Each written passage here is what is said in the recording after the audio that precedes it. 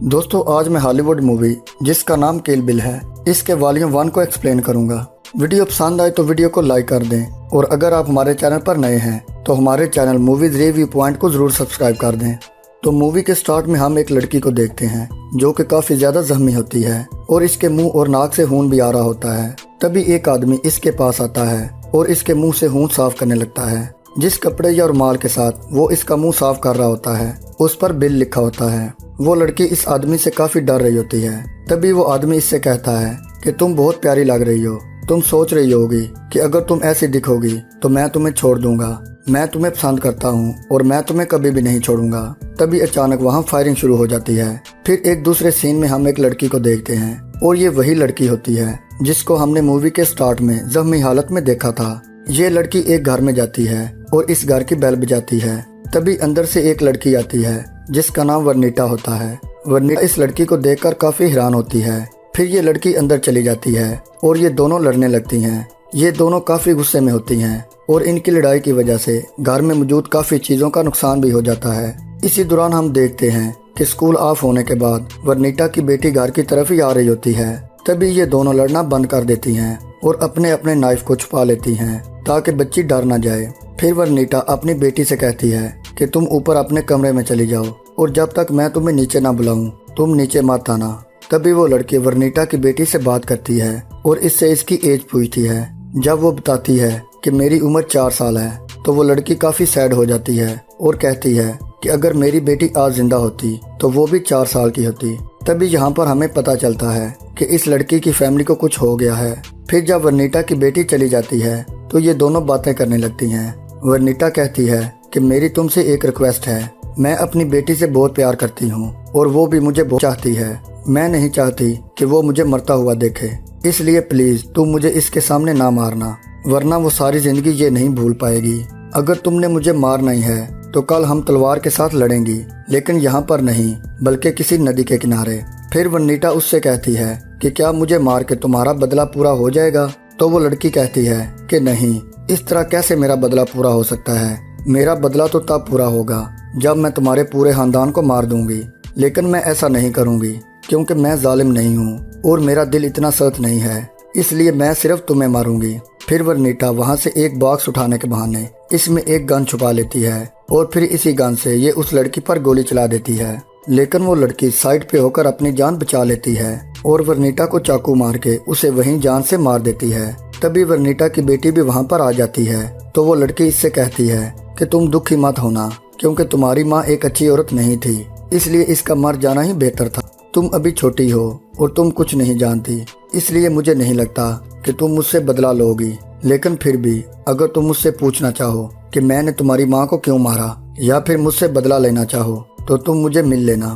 फिर वो लड़की वहाँ से बाहर आकर गाड़ी में बैठती है और अपनी नोटबुक उठाती है जिसमें कुछ नाम लिखे होते हैं। वहाँ पर वर्निटा के ऊपर भी एक नाम लिखा था जिस पर क्रॉस लगा हुआ था, यानी इस इंसान को वो पहले ही मार चुकी थी और अब वो वर्निटा के नाम पर भी क्रॉस लगा देती है। इसके अलावा इसकी लिस्ट में और भी लोग थे जिन्हें वो मारने वाली थी।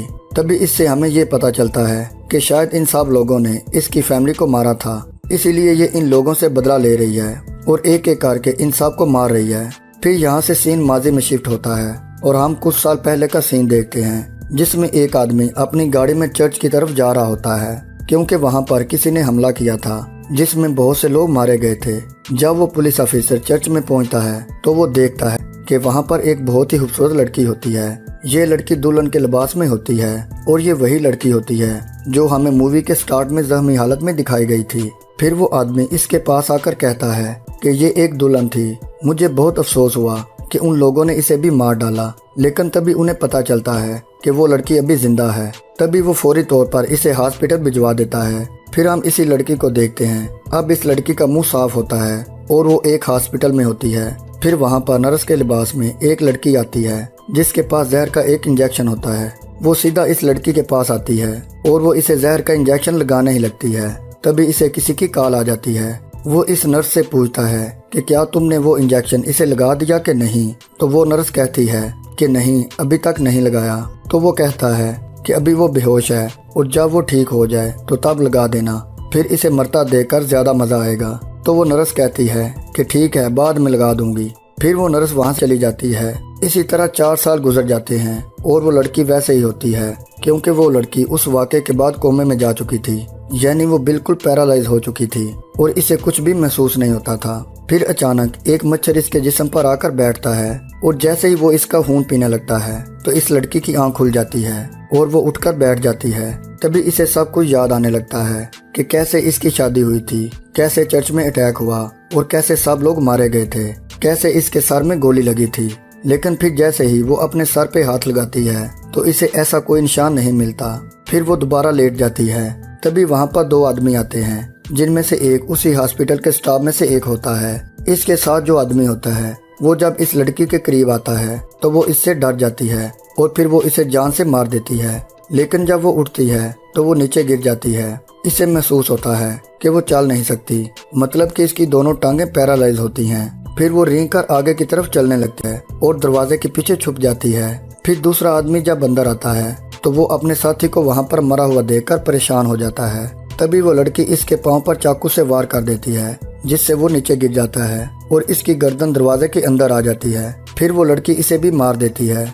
इसके बाद वो इस आदमी की जेब से गाड़ी की चाबी निकालती है और नीचे पार्किंग में चली जाती है। वो व्हील चेयर पर होती है और आखिरकार वो उसकी गाड़ी ढूंढ लेती है। फिर वो गाड़ी की पिछली सीट पर बैठ जाती है। इसके पाँव हरकत नहीं कर रहे थे। तभी वो अपने पाँव से कहती है कि तुम्हें मूव करना होगा और इसी तरह इसको वहाँ पर 13 घंटे गुजर जाते हैं। फिर आखिरकार वो अपने पाँव मूव कर लेती है। अब इसके पाँव ठीक तरह से मूव कर रहे थे। फिर वो फ्रंट सीट पर बैठ जाती है और गाड़ी ड्राइव करके हॉस्पिटल से बाहर चली जाती है। तभी इसको उन सब लोगों के बारे में ख्याल आ रहा होता है जिन्होंने इसके साथ ऐसा किया और वो इस हालत तक पहुंच गई। वो 4 लोग होते हैं, जिनमें 3 लड़कियां और 1 लड़का होता है, जिनमें से एक तो वंटा होती है और एक वो जिसे वो सबसे पहले मार चुकी होती है। अब पीछे एक लड़का और एक लड़की बच जाती है। फिर वो लड़की एक आदमी के पास तलवारबाजी सीखने के लिए जाती है। वो आदमी इसे एक बहुत अच्छी तलवार भी बना कर देता है, जिससे वो उन सब को मारने वाली थी। लेकिन उस जापानीज लड़की को मारना इतना आसान नहीं था, क्योंकि वो एक बहुत बड़ी गैंगस्टर बन चुकी थी। क्योंकि इस लड़की ने अपना बदला लेना था, इसलिए अब उसे किसी का भी डर नहीं था। फिर वो उसी कंट्री में आ जाती है जहाँ पर वो जापानीज लड़की रह रही होती है। तभी वहाँ पहुंचकर इसे पता चलता है कि वो किसी होटल में रह रही है। फिर ये भी उस होटल में पहुंच जाती है, जहाँ पर वो उसकी असिस्टेंट को देखती है तो वो इसे पकड़ लेती है और चिल्लाने लगती है और कहती है कि कहाँ हो तुम। असल में वो उस जापानीज लड़की को बुला रही होती है, लेकिन जब वो बाहर नहीं निकलती तो वो इसकी असिस्टेंट का हाथ काट देती है।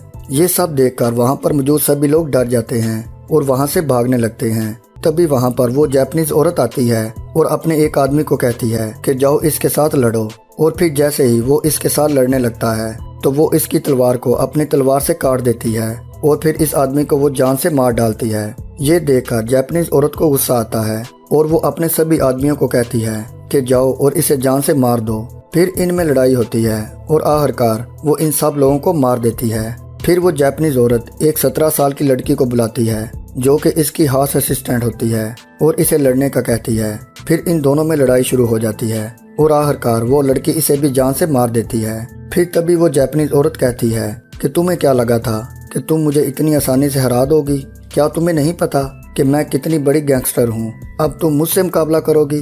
तभी इस जापानीज औरत के बहुत सारे लोग वहाँ पर आ जाते हैं, जिन्होंने ब्लैक मास्क पहने होते हैं। लेकिन वो लड़की इनसे बिल्कुल नहीं डरती, क्योंकि वो तलवारबाजी में बहुत ज्यादा टैलेंटेड होती है। इसलिए वो इन सभी लोगों को मार देती है। तभी सबको मारने के बाद जब वो पीछे देखती है, वो जापानीज औरत वहाँ पर नहीं होती। फिर वो इसे ढूंढते हुए होटल के बाहर जाती है तो वो औरत वहीं पर मौजूद होती है। फिर इन दोनों के दरमियान लड़ाई होती है। पहले तो वो जापानीज औरत अपनी तलवार से इस पर बहुत ज्यादा वार करती है, जिससे वो काफी जख्मी हो जाती है। लेकिन आखिरकार वो अपनी तलवार के वार से इसका सर काट देती है। फिर वो इसकी असिस्टेंट को लाती है और इसे बाहर बर्फ में फेंक देती है। और अब यहाँ पर हमें ये पता चलता है कि इन सब के पीछे बिल नामी आदमी होता है। फिर वो दोबारा कहीं और जाने के लिए जहाज में बैठ जाती है।